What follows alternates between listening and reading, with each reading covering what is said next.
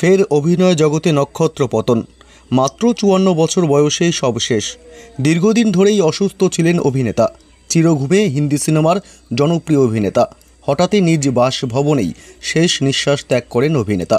শোকের ছায়া গোটা সিনেমা জগতে। শোক প্রকাশ করেছেন মুখ্যমন্ত্রী মমতাও। তবে কোন অভিনেতা মারা গেলেন, কখন, কিভাবে মারা গেলেন, মৃত্যুকালে তার বয়স কত হয়েছিল, তিনি কোন কোন সিনেমায় অভিনয় করেছেন, সম্পূর্ণ বিস্তারিত জানিয়ে দেব এই খবরে। বিস্তারিত জানতে খবরটি অবশ্যই শেষ পর্যন্ত দেখবেন।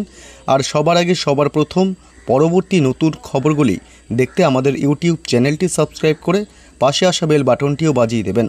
বিনোদন জগতে ফের দুঃসংবাদ। অকালেই চলে গেলেন ভারতের জনপ্রিয় অভিনেতা।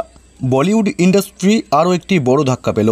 সালমান খান, সঞ্জয় দত্ত এবং অজয় দেবগনের মতো কিংবদন্তি তারকাদের সাথে অনেক ছবিতেই কাজ করা বিখ্যাত অভিনেতা মুকুল দেব প্রয়াত। 23শে মে রাতে 53 বছর বয়সে মুকুল দেব শেষ নিঃশ্বাস ত্যাগ করেন। বলা হচ্ছে যে তিনি দীর্ঘদিন ধরে অসুস্থ ছিলেন। তার মৃত্যুর খবর প্রকাশ পেতেই চলচ্চিত্র জগতে শোকের ছায়া নেমে এসেছে। জয় হো, সন অফ সর্দার আর রাজকুমারের মতো জনপ্রিয় সিনেমার অংশ ছিলেন মুকুল দেব। তার শক্তিশালী অভিনয় দিয়ে দর্শকদের হৃদয়ে একটি বিশেষ স্থান তৈরি করেছিলেন। মুকুল, যিনি টিভি এবং চলচ্চিত্র উভয় ক্ষেত্রেই সক্রিয় ছিলেন, তার আকস্মিক মৃত্যুতে তার ভক্ত এবং ঘনিষ্ঠরা এখনও শোকাহত। মানুষ সোশ্যাল মিডিয়ায় তাকে শ্রদ্ধা জানাচ্ছে এবং তার অবদান স্মরণ করছে। মুকুল দেব তার ক্যারিয়ারে অনেক বড় তারকার সাথে কাজ করেছেন। তিনি সালমান খানের জয় হো, অজয় দেবগনের সন অফ সর্দার এবং শাহিদ কাপুরের আর রাজকুমারের মতো হিট ছবিতেও অভিনয় করেছেন তিনি। তার অভিনয় এবং পর্দার উপস্থিতি সর্বদা দর্শকদের দৃষ্টি আকর্ষণ করেছে।